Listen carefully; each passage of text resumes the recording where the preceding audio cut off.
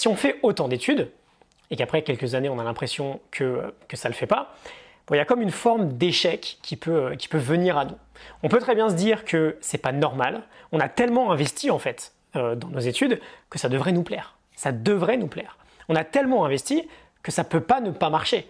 C'est très dur de se dire qu'on s'est peut-être trompé finalement, je pense qu'on est d'accord là-dessus. Salut à toi, c'est Gianni, je te souhaite la bienvenue dans ce nouvel épisode. Je vais m'adresser à toi en particulier aujourd'hui si, comme tu l'as sûrement vu dans le titre, tu te sens perdu sur un plan professionnel. Si par exemple, tu te retrouves dans la situation dans laquelle j'étais il y a quelques années, tu as peut-être entre 25 et 40 ans, tu viens peut-être tout juste d'entrer dans le monde du travail, ça peut être déjà 10-15 ans que tu y es, voire plus, et tu te dis qu'il y a quelque chose qui ne va pas, qu'il manque un truc. J'ai pas forcément préparé de plan très détaillé pour cet épisode. Ce que je vais te dire viendra du cœur, ce sera assez brut, ce sera à prendre ou à laisser. J'aimerais te faire passer en gros 3 messages. Le premier, c'est que c'est sans doute normal si tu te sens perdu aujourd'hui. Le second, c'est que c'est ok, il n'y a rien de grave. Et le troisième, c'est qu'il y a forcément mieux pour toi. Le but va être de réussir à identifier ce mieux, à le trouver et à développer le courage progressivement pour peut-être shifter vers ce mieux. La prise de conscience que l'on connaît dans notre carrière aujourd'hui, peu importe le stade, hein. Une fois de plus que ça fasse 2 ans, que ça fasse 10 ans, 20 ans, peu importe. La prise de conscience de se dire que la situation que l'on vit actuellement ne nous convient pas totalement est plutôt difficile à réaliser aujourd'hui, et ce pour plusieurs raisons. Déjà, on a peut-être fait des études assez longues pour en arriver là, et je pense qu'on est tous d'accord, hein, si on fait 3, 5, 7, 9 ans d'études, avec une forme de rêve professionnel en tête que notre vie sera géniale, ou que ce sera comme ci ou comme ça, si on fait autant d'études, et qu'après quelques années on a l'impression que ça ne le fait pas, bon, il y a comme une forme d'échec qui peut venir à nous. On peut très bien se dire que c'est pas normal, on a tellement investi en fait dans nos études que ça devrait nous plaire. Ça devrait nous plaire. On a tellement investi que ça peut pas ne pas marcher. C'est très dur de se dire qu'on s'est peut-être trompé finalement, je pense qu'on est d'accord là-dessus. Et donc dans la plupart des cas, on a une forme d'ailleurs de déni. On refuse de se dire qu'on s'est trompé, on refuse de se dire que ça ne nous convient pas complètement. C'est comme un mécanisme de défense, on ne veut pas voir la réalité en face, on a trop investi. Et donc on n'est pas forcément prêt de sortir de ça, parce qu'on ne va pas prendre la responsabilité de notre situation. On va tenter de faire des choses parfois inutiles, on va changer de boîte, mais on ne va pas changer de métier, on va juste repousser le problème. On va peut-être entreprendre des grands projets en dehors de sa vie professionnelle. J'en vois beaucoup aujourd'hui par exemple qui, parce que professionnellement c'est pas trop ça, vont se lancer d'autant plus vite dans des achats immobiliers, dans je sais pas, un mariage, un enfant. Bon. De toi à moi, on le sait bien, c'est un peu dur ce que je dis là, mais ce ne sont pas des événements qui vont changer la donne sur la problématique initiale. Alors, si toi tu as le courage de faire ce constat, de te dire, soit, bon ok, ce que je fais ne me convient pas, soit, et c'est peut-être encore plus courageux, j'ai fait tant d'études, c'était censé être ma voie, mais ce que je fais dans la vie, ce que je suis censé faire dans la vie, ça ne marche pas, je ne suis pas très heureux dans ce que je fais. Ou soit, troisième option, et la félicitation, ce que je fais me convient plutôt pas mal, plutôt très bien même, mais je me sens frustré, je sens que c'est pas trop ça, je sens que ça pourrait être encore mieux. Bon, premièrement, je te l'ai dit, félicitations, c'est un vrai premier pas. Et la première chose, justement, que j'ai envie de te dire aujourd'hui, c'est que c'est normal. Et ça, peu de gens vont te le dire. C'est parfaitement normal que ce que tu fasses ne soit pas exactement le métier de tes rêves. Et oui, c'est normal, prends un peu de recul. Imagine un peu finalement la probabilité que ce soit le cas, que tu te sentes exactement au bon endroit. Elle est presque proche de 0 en fait. On grandit tellement dans un moule, dans une société tellement fermée en termes de choix. Alors, entendons-nous bien, on a une vraie chance d'être dans un pays qui tourne, où on manque de rien et d'ailleurs où on a le luxe de pouvoir se poser ce genre de questions.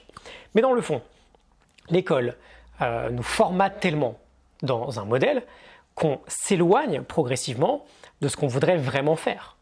Puis ça se trouve, on ne sait pas ce qu'on voudrait vraiment faire. On ne sait pas vraiment. Puis il y a les croyances de la société qui entrent en jeu. Les croyances des parents ou de l'entourage. Nous sommes des pharmaciens, donc tu travailleras dans la médecine. Nous sommes des polytechniciens, donc tu seras polytechnicien. On a fait tel lycée ou telle prépa, donc tu feras tel lycée ou telle prépa. On a tellement des facteurs de réussite dans la société actuelle qui sont liés à des mesures de statut social, d'image, d'ego, de validation des autres. Qu'à l'évidence, si quand on est jeune, le champ des envies est relativement large, okay, il est relativement large, plus on va vieillir, plus il va se restreindre. Et au-delà de toutes ces croyances et de tous ces modèles très fixes, on va aussi avoir l'environnement qui va beaucoup nous impacter. Les labels aussi. Si toi tu es bon en maths et qu'on te catalogue comme étant un matheux, aussi bien à l'école que dans la famille, il y a de grandes chances finalement que tu finisses avec un diplôme lié à cette image-là. On pense avoir beaucoup de choix, mais c'est très dur déjà de vraiment choisir par soi-même quand on fait des études, de par l'influence de l'environnement, mais c'est aussi très dur finalement de réaliser que, non, il n'y a pas tant de choix que ça. On est très bridé en fait. Alors, bien sûr, ça permet à la société de tourner, et on ne va pas juger de est-ce que c'est bien ou pas, chacun a son avis là-dessus, mais mon premier point aujourd'hui, c'est que si ça ne marche pas pour toi comme tu veux finalement, au quotidien, sur un plan bonheur professionnel, c'est finalement relativement normal. L'inverse serait très très étonnant. Il serait très joyeux bien sûr, mais à l'évidence ce scénario est beaucoup trop rare au quotidien. Sans compter d'ailleurs cette idée générale qu'on a aussi, que finalement le travail, c'est ce qui nous permet de vivre. C'est pas de base quelque chose qui est fait pour nous rendre heureux. Et on n'est pas tous censés de base s'épanouir au travail. Ok, on a un peu cette idée-là en fait. Donc c'est pas non plus ce qu'on va naturellement rechercher. On va plutôt rechercher la sécurité et le statut que l'épanouissement au travail. Donc pour toutes ces raisons, c'est complètement normal. Tu n'as pas un problème en particulier, c'est normal. Okay, et deuxième point, c'est ok, c'est pas grave, c'est pas la fin du monde. On a le temps dans la vie. On a le temps pour se reformer, pour s'écouter, pour apprendre sur soi, pour changer de voie. Et on a suffisamment de preuves par l'exemple aujourd'hui que c'est possible de faire un autre métier, qui n'a peut-être rien à voir d'ailleurs avec notre cursus scolaire. Et d'ailleurs, peut-être qu'on ne la réalise pas encore très bien, mais on vit peut-être dans une société aujourd'hui où pour nos enfants, dans 20, 30 ans peut-être, ça sera parfaitement normal, et je dis bien parfaitement normal, de faire 6, 7, 8 métiers différents au cours d'une vie. Non pas de changer de boîte tous les 5 ans, mais de changer de métier tous les 5 ans. La génération avant nous faisait le même métier toute sa vie dans la même boîte, toute sa carrière. La nôtre tend à faire le même métier, voire 2 métiers maximum, en changeant de société assez souvent, plutôt régulièrement, peut-être tous les 3, 4, 5 ans. Bon, peut-être que dans 30 ans, la norme sera un changement de métier très très fréquent, c'est tout à fait possible. Il y avait une étude de Dell en 2017 qui indiquait que potentiellement, en 2030, 85% des métiers que l'on exercera n'existent pas encore aujourd'hui. Et avec la transformation numérique que l'on connaît, c'est pas quelque chose qui est forcément difficile à imaginer. Et d'ailleurs, c'est plutôt intéressant, précisément pour toi, parce que ces nouveaux métiers, il va falloir les pratiquer.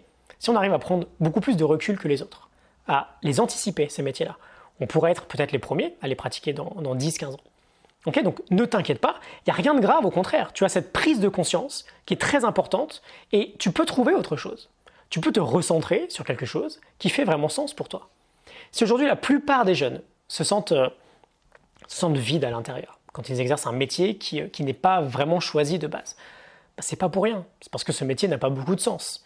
Et on peut changer ça. Et on va changer ça. Il n'y a rien de grave, on apprend encore plus à se connaître. Je dirais même finalement on apprend enfin à se connaître. C'est un travail de toute une vie, mais on peut déjà s'engager dans ce travail-là. On apprend à définir ce qu'on veut vraiment. Et voilà, c'est possible. Et un niveau d'espoir relativement élevé sur le fait qu'un avenir meilleur existe. Pour toi, pour beaucoup de gens, il n'y a aucune raison qu'il n'existe pas. Okay, est-ce que ça va être facile? Sûrement pas. Okay, au contraire, ça va être peut-être encore plus difficile, mais une autre voie existe. Et du coup, troisième point, qu'est-ce qu'on fait de ce constat-là? Bon, on a pris conscience qu'on s'est peut-être trompé, entre guillemets. C'est pas du tout un indicateur négatif, au contraire, c'est très positif. On a connaissance dans notre vie d'une donnée qu'on n'avait pas il y a quelques mois ou quelques années. C'est ok. Et bien sûr, c'est pas grave. On n'est pas des déchets professionnels, on n'est pas des perdus de la société. En revanche, évidemment, on va vouloir agir maintenant. On va potentiellement choisir une voie qui sera bien plus délicate que celle des autres, bien moins sécurisée, entre guillemets, à l'origine, mais bien plus excitante aussi. On va vouloir, à partir de maintenant, faire preuve de courage, on va en avoir besoin, et on va vouloir s'engager vers un avenir différent. J'aimerais très rapidement, pour finir, te partager 2 idées relativement simples, qui font sens, tu verras, si tu sens que ce message s'adresse tout particulièrement à toi. La première idée, c'est de prendre du temps pour toi. Prends du temps pour travailler sur toi, pour te connaître un peu plus, pour expérimenter, pour lire, pour apprendre des nouvelles choses, pour apprendre à te discipliner aussi peut-être, pour mettre en place des comportements qui iront jouer avec toi et pas contre toi. Prends du temps pour réfléchir peut-être aux prochaines étapes. Réserve-toi peut-être 30 minutes ou 1 heure par jour, le soir ou le matin de préférence, parce qu'on a plus de contrôle sur ces moments frontières sur nos journées, en début et en fin de journée, et investis ce temps dans ton propre développement. Tu es ta meilleure action possible, tu es ton meilleur investissement possible. Je te guide là-dessus au quotidien si tu le souhaites. C'est tout l'objectif de mon travail aujourd'hui. Tu as les mails quotidiens, tu peux t'abonner gratuitement en description. Tu as presque aussi 450 épisodes, audio ou vidéo, au moment où je publie celui-ci. On peut commencer à progresser ensemble. Et 1 heure par jour, ça se trouve. Tu as 168 heures chaque semaine, tu peux trouver 7 heures chaque semaine pour toi. Et la seconde idée, commence progressivement à changer ton environnement. Et ça, c'est sans doute le point le plus important. Tu as des envies différentes. Tu te sens frustré dans ton boulot. Tu veux changer de quotidien. Bon, très bien. Très souvent, on va penser que ce qui compte le plus, c'est le talent ou le statut social ou l'argent que tu as sur ton compte en banque. Alors bien sûr, ces choses-là peuvent avoir une influence sympa sur ton résultat final, mais ce qui compte le plus en réalité, ce ne sont pas ces choses-là. Ce qui compte le plus, c'est ton entourage, c'est ton cercle social. Les gens qui t'entourent le plus vont directement avoir une influence colossale sur tes pensées et du coup sur tes actions du quotidien. Pourquoi? C'est très simple. Si tous les jours tu entends autour de toi, par exemple, c'est trop difficile, tu n'y arriveras pas, tu ne connais pas les bonnes personnes, tu n'es absolument pas prêt, est-ce que tu réalises que le sacrifice que tu fais est complètement stupide? Moi jamais je pourrais faire ça, c'est pas pour moi. Tu te lances, mais en fait tu t'y connais pas tant que ça. Est-ce que tu as un diplôme? Tu te rends compte que tu te plains de ton job alors que tu as déjà de la chance d'en avoir un, etc. etc. Donc qu'est-ce qui va se passer si tu as ça en permanence autour de toi, quand tu vas commencer à émettre ces idées de changement? Est-ce que ça va t'encourager vers là où tu veux aller? Évidemment que non, ton ambition, elle va peut-être déranger autour de toi. Tu vas automatiquement douter. Tu vas avoir toutes ces remarques qui vont fortement peser sur ta conscience. Si tu me donnes 2 minutes supplémentaires, j'aime bien cette métaphore, si on prend ton objectif comme étant l'ascension d'une montagne. Imagine que ton talent, c'est ta capacité physique, c'est ton endurance. Bien sûr, c'est sympa d'en avoir. Imagine que ton statut social, c'est ton niveau d'équipement. Ok, là encore, bien sûr, c'est plus sympa de grimper avec des bonnes chaussures que complètement à poil. Mais imagine maintenant que ton entourage, ton cercle proche, les gens que tu fréquentes le plus, ce sont les conditions météorologiques. Un entourage positif qui t'encourage, ça te donne de l'énergie. Tu as un grand soleil en fait, et tu as même le vent qui te souffle dans le dos, tu es porté vers l'avant. Un entourage négatif qui ne croit pas en toi, qui pense t'aider en te ralentissant, c'est la tempête en fait sur ton ascension. C'est un vent de 120 km/h qui te vient en pleine figure et qui t'empêche d'avancer. On est d'accord que peu importe ton endurance ou ta force, peu importe à quel point tu seras bien équipé, si tu as ce vent qui te vient en pleine figure, tu vas faire 50 mètres et tu vas t'épuiser. Donc essaye progressivement de t'entourer de personnes qui ont aussi ces ambitions-là, okay, les mêmes que les tiennes. C'est pas toujours simple dans notre monde actuel, j'en ai bien conscience, mais on a Internet aujourd'hui. On a des communautés en ligne qui peuvent être un premier pas intéressant. Rejoindre des groupes Facebook par exemple, de gens inspirés par les mêmes objectifs que toi. Commence progressivement à travailler sur ça. Pas besoin de renier ta famille ou tes amis, c'est pas du tout l'idée bien sûr. L'idée c'est d'ajouter progressivement à ton cercle social des personnes qui vont t'encourager, des personnes qui vont t'aider à avancer. Ok, je vais m'arrêter là-dessus un peu plus long que prévu, j'espère que ça va t'aider. Vraiment ne t'inquiète pas, okay, tu n'as pas un problème en particulier, on est peut-être tous touchés par ça, et c'est même normal aujourd'hui finalement, il n'y a rien de grave. On veut juste l'admettre, partir de là et se poser les bonnes questions. Travailler intelligemment sur soi, sur la prochaine étape, sur les gens qui nous entourent et réussir progressivement à avancer, okay, un pas après l'autre. Et si ça se trouve, des périodes comme celle-ci, on en aura tous plusieurs dans notre vie. Okay, et c'est ok.